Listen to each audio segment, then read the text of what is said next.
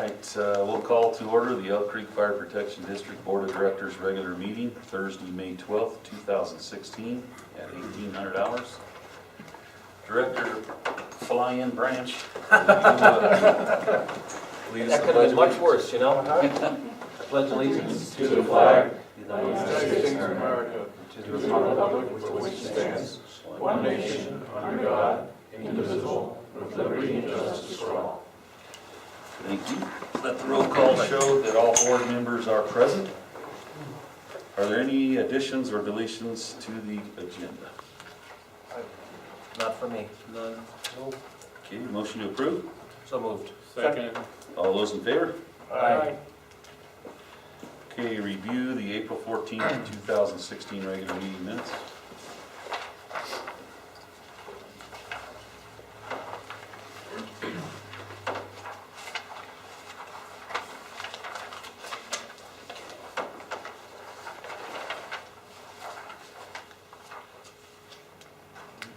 Mike. Good as well. Okay.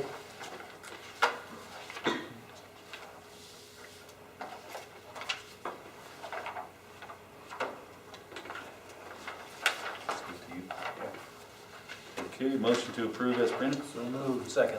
All those in favor? Aye. Okay, our next item will be to swear in the newly elected district board members. If I could have Gary Barrett, Greg Branch, and Alex Schwartz step up front. Step up front. Yes, sir.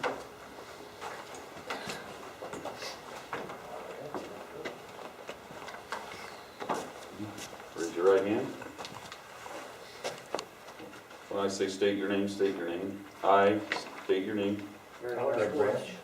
Repeat after me. Will faithfully support the Constitution Will faithfully support the Constitution of the United States and of the state of Colorado, of the United States, state of Colorado, and the laws made pursuant thereto, and the laws made pursuant thereto, and will faithfully perform and will faithfully perform the duties of the office of Director the duties of the office of Director of the Elk Creek Fire Protection District, of the Elk Creek Fire Protection District, upon which I am about to enter.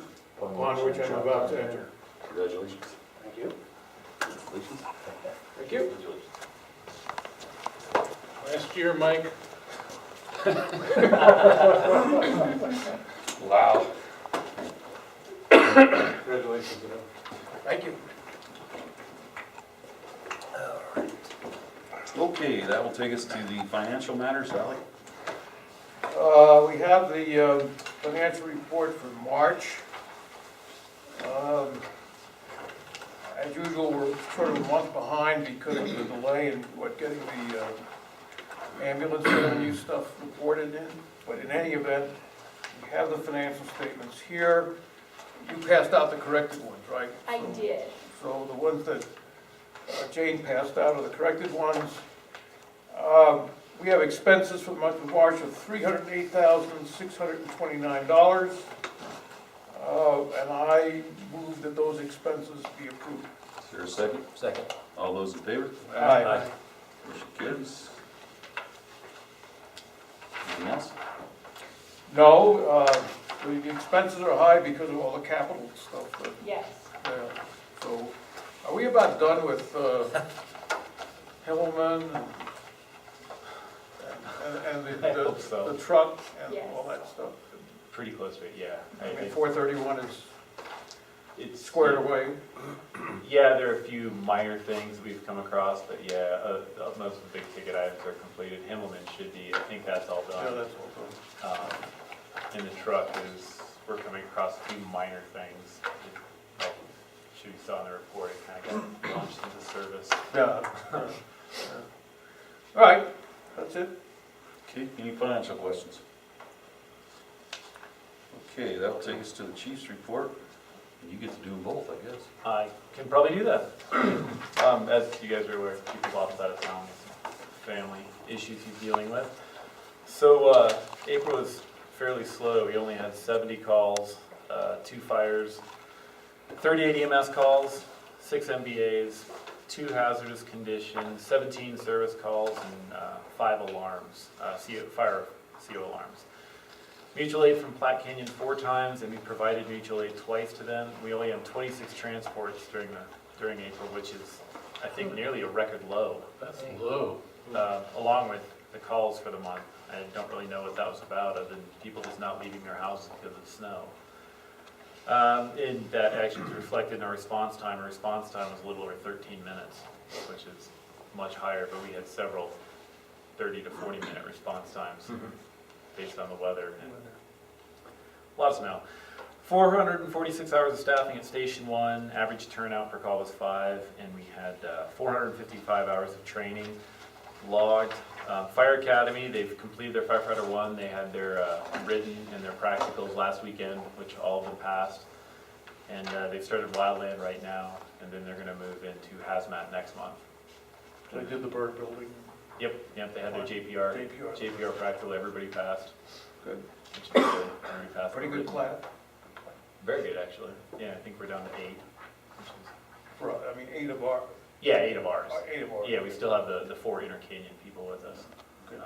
But yeah, it's a really good What did class. we start out with? 15? I was going to say 14 maybe, somewhere around there. We had a few people drop off right in the first, I mean, it's fairly normal, right? Probably in the first month or two, and they realize what Not they've good. committed to, and yeah, it's just not their thing. Okay. And that's about all we have for that. And then I've got the chief's report. The apparatus, all the new apparatus has been put into service. 431 ended up going into service about 2 weeks ago because we had another mechanical with the other red engine, the older one. We had an injector go out. It actually would even pull off the pad. It kept stalling going out of the parking lot. So we decided that, well, Chief decided that that should be in service. The squad truck is in service. It's Rescue 480 now. That's the smaller, the Dodge with the service body on it. That's going to kind of take the place of the larger truck.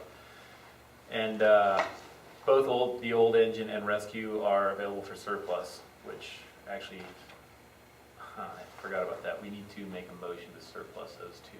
I didn't get that on the agenda. Okay. Um, Don't we have some buyers for them? Brindley Mountain, they're a broker. We've dealt with them before. We're probably just going to go with them. Their price isn't, market price, the top market. Obviously, they're a broker, but they buy them and they'll take them and get them, so we don't have this sitting around here because space is our commodity right now. Right. Instead of sitting around here trying to get some extra money for 6 months, it just seemed easier to go ahead and surplus and sell to them. So that's kind of the plan with that. Jacob, do you have any feel for what we might expect for those? What they offered was, I think 60 and 40. 60,000 for the pumper and 40 for the Rescue. The Rescue, it's relatively low because it's an odd duck. It's the single cab. The single cab, it really makes it a limited.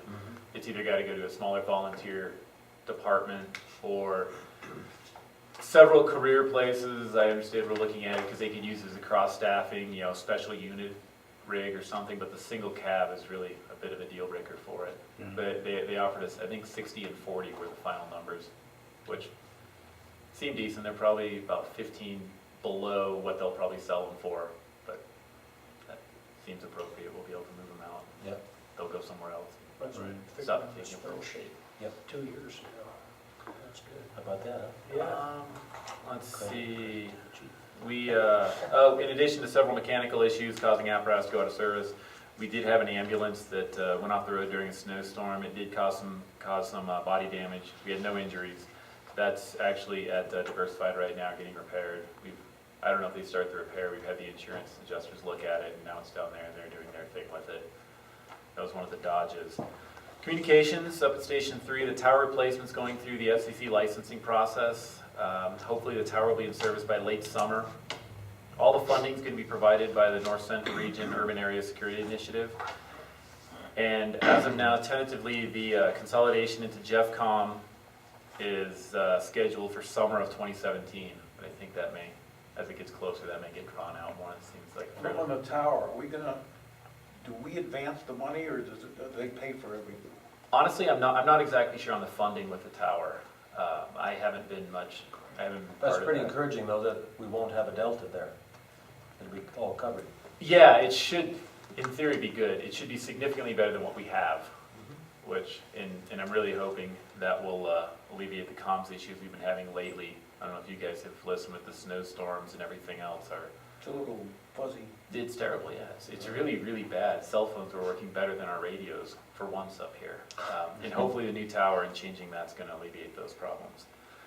Hiring, both paramedic positions have been hired, and the new guys are in the FI right now. Hopefully they'll be cleared and completed by June, end of June. And we have one of them, Mr. Counts, is one of our new hires right Welcome. there. Thank you.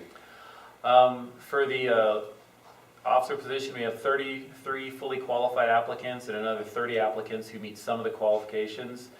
We're starting phone interviews probably tomorrow, and then we're going to try and get the top 10 for an assessment center.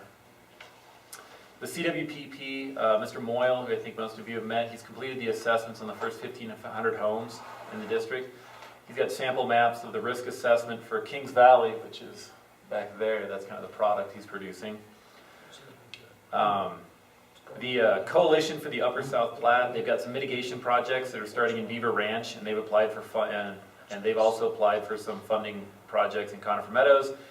And wildfire risk is obviously very low, and all the projections for the state of Colorado, it's going to be cold and wet and probably a below normal season.